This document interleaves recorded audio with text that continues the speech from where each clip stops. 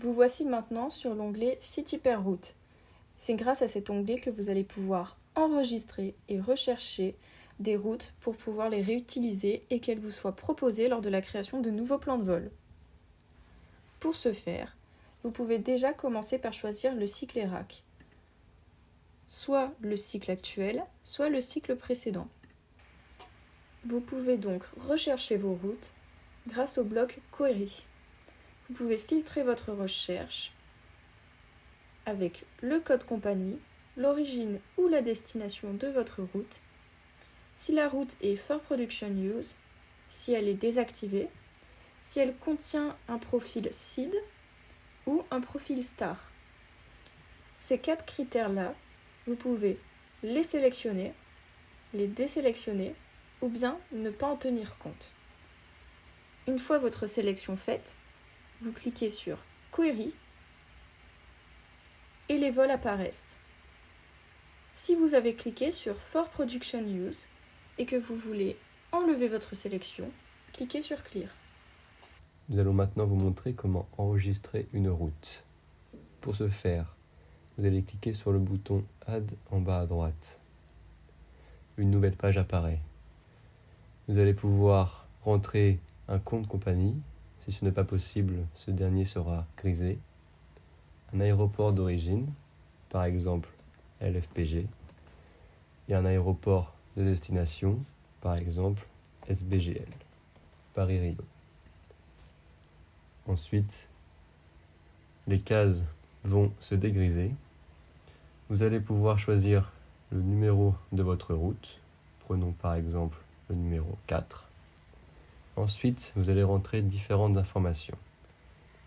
Dans le premier bloc Filter Info, vous allez pouvoir définir quand est-ce que votre route sera disponible.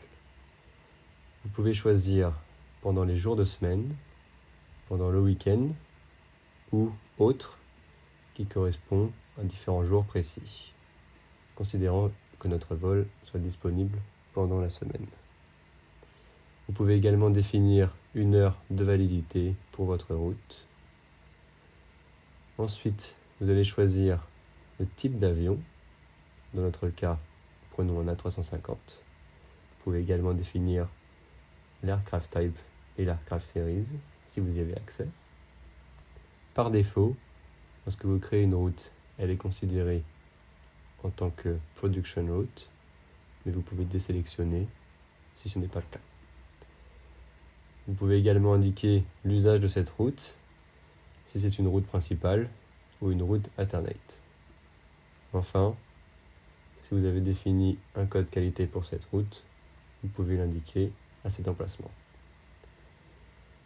Puis, vous pouvez définir quel type d'aéronef utilise votre route. Dans notre cas, ce sont des jets. Enfin, vous pouvez rentrer une date de début de validité et de décider quand votre route expirera, soit basé sur sa dernière utilisation, soit jamais, ou vous pouvez rentrer une date spécifique. Dans le bloc options, vous pouvez choisir si vous voulez envoyer des alertes ou des erreurs, si aucun ETP ou si aucun ETOPS n'a été utilisé. Vous pouvez également rentrer le type de route, si jamais il s'agit d'une route North Atlantique, une route Pacifique, etc. Vous pouvez choisir de définir un niveau de vol maximum. Ensuite, si vous avez un code customer, vous pouvez l'indiquer, ainsi que le designator et le country code.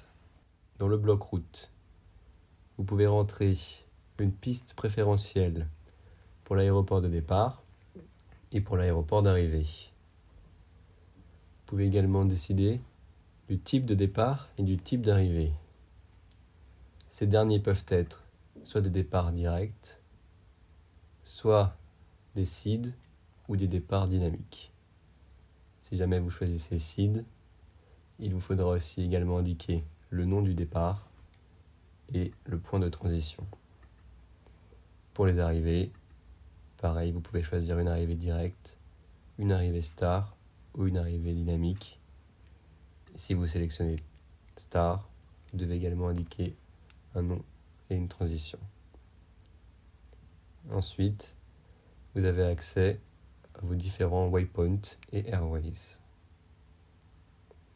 En cliquant sur plus, vous avez la possibilité de rentrer à la main différents waypoints, airways, flight level ainsi que les ranges. Si jamais vous avez un template, il vous est possible de le rentrer en cliquant sur le petit A à droite et en collant dans Path ce dernier. Vous cliquez ensuite sur Accept. Enfin, vous pouvez rajouter des commentaires dans votre route. Le dernier point est que vous pouvez choisir d'enregistrer également la route dans le cycle précédent. Une fois que vous avez rentré toutes vos informations, cliquez sur Save pour enregistrer cette nouvelle route. Une fois la route créée, vous pouvez la retrouver dans cette liste. Vous retrouvez également toutes vos autres routes. Regardons maintenant l'utilité des autres boutons. Tout d'abord, vous devez vous assurer que le vol est bien sélectionné et donc souligné en vert comme ici.